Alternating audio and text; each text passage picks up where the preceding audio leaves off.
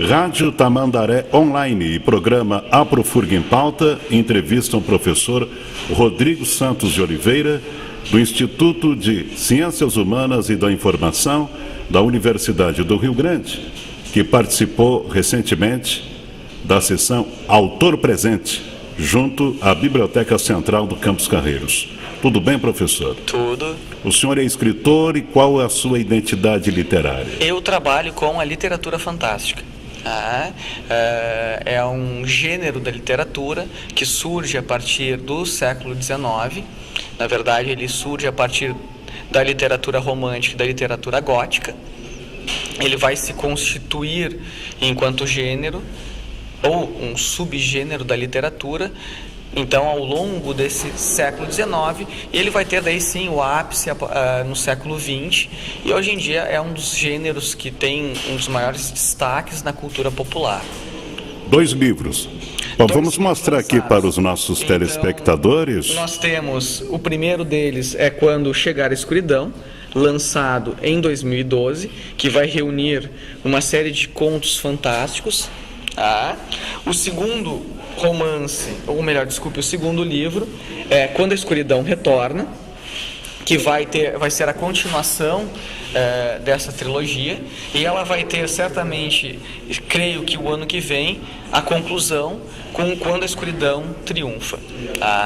E daí, este ano, estou lançando também. Aí fecha a trilogia. Fecha uma trilogia e eu já estou iniciando outra trilogia. Eu gosto de trilogias.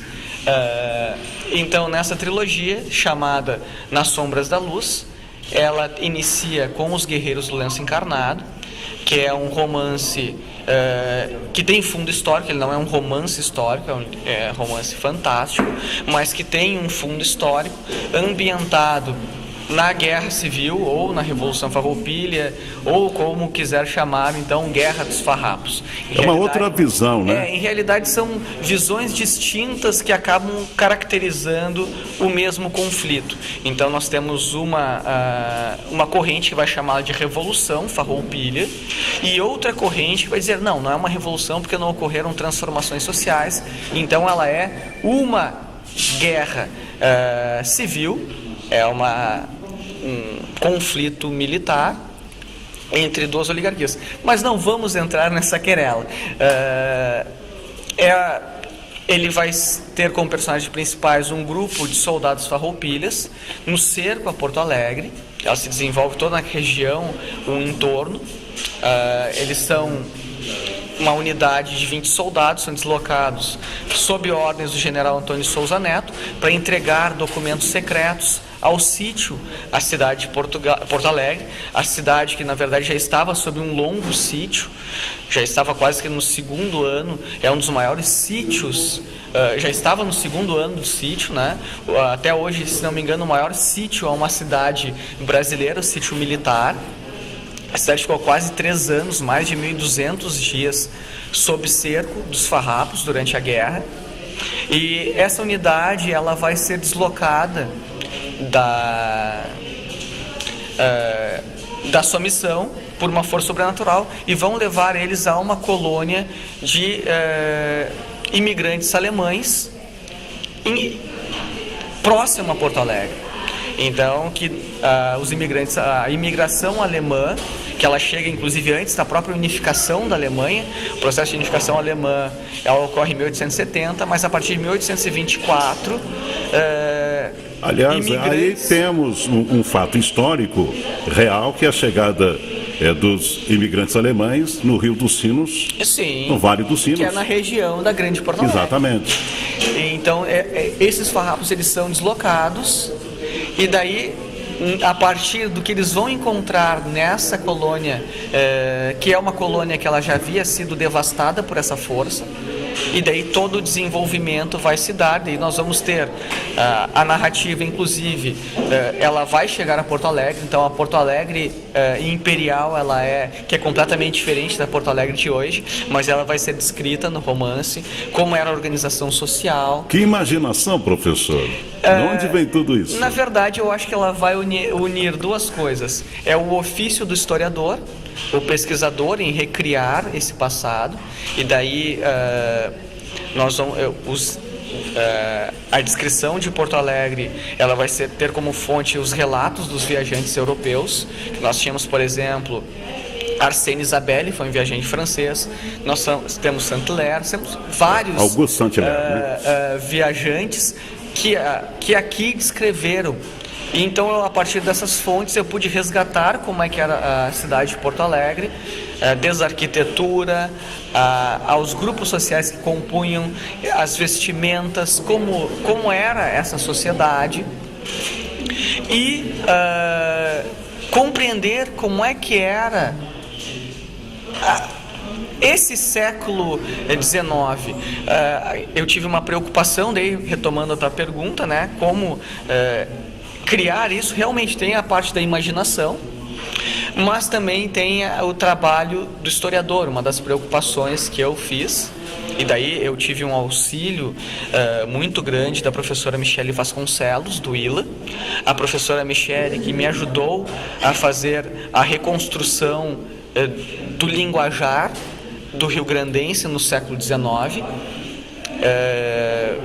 Por exemplo, a palavra você não existia. Então, no século XIX, em 1840, nenhum brasileiro falava você. Em todo o território nacional. Em todo o território nacional, e nós falávamos você em Portugal também. Em realidade, se for pegar a origem histórica da palavra você, e é só um exemplo, né, entre tantos, a palavra você, ela vem de um tratamento, de uma forma de tratamento, que é a vossa mercê, que ela era hierárquica. Então, como alguém socialmente inferior, ela ia se expressar a alguém, se referir a alguém, ela fala vossa mercê. Tá, no século XIX ela vai se transformar em vós mecê, que daí era utilizado entre iguais. Vós mecê, vai lá, vós mecê, vem aqui. E vai fazendo uma forma contracta e vira um você. Vira, e com o passar do tempo, já no final do século XIX e início do século XX, ele se torna você, que é como nós falamos hoje em dia. E muito provavelmente, porque a língua é algo dinâmico,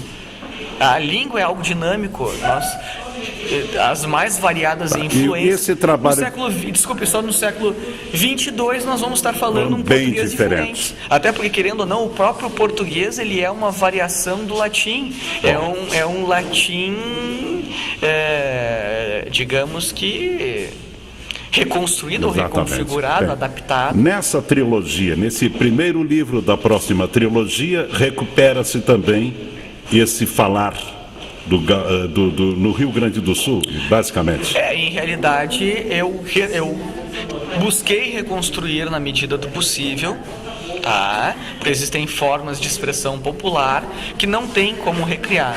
Porque uma coisa que nós temos é o registro escrito. Tá? Só que, na verdade, nós vamos ter esse registro escrito, ele é formal. As pessoas não falam no seu dia a dia dessa forma. Do formal. Então, a única referência é o escrito. O escrito, o que nós vamos encontrar, estudos linguísticos, e daí sim, eu busquei fazer essa reconstrução. Ela não é perfeita, inclusive, eu até... Isso não deixa o livro meio cansativo para o leitor atual, não? Creio que não. Na verdade, eu acho que vai ser... É até uma forma de ver como era falado. Perfeito. Repita o nome do livro, desse primeiro livro da trilogia da próxima. Os Guerreiros do Lenço Encarnado. Os Guerreiros do Lenço Encarnado. O Lenço Encarnado, ele vem porque os personagens principais, eles são soldados farroupilhas. E o soldado farroupilha, ele utilizava o lenço vermelho, o lenço encarnado. Então é por isso que é os Guerreiros do Lenço Encarnado, os Guerreiros farroupilhas. O segundo livro, que já está em processo de escrita, ele vai ser ambientado no Rio de Janeiro, com os personagens, a narrativa se expande ao Rio de Janeiro, e daí vai se chamar Nas Docas da Morte. Tá. Esse é o segundo. Esse é o segundo. E já tem a ideia do terceiro para fechar a trilogia? A ideia do terceiro eu já tenho, mas eu não tenho um título ainda, nem um título provisório. Perfeito. Olha, conversamos aqui com muito prazer com o professor Rodrigo Santos de Oliveira, do Instituto de Ciências Humanas e da Informação da Universidade do Rio Grande, o ISCHE, falando sobre o seu lado, além de escritor, além de historiador, professor de História da Universidade, também como escritor, com a literatura fantástica. Professor, muito obrigado. Eu que agradeço a oportunidade.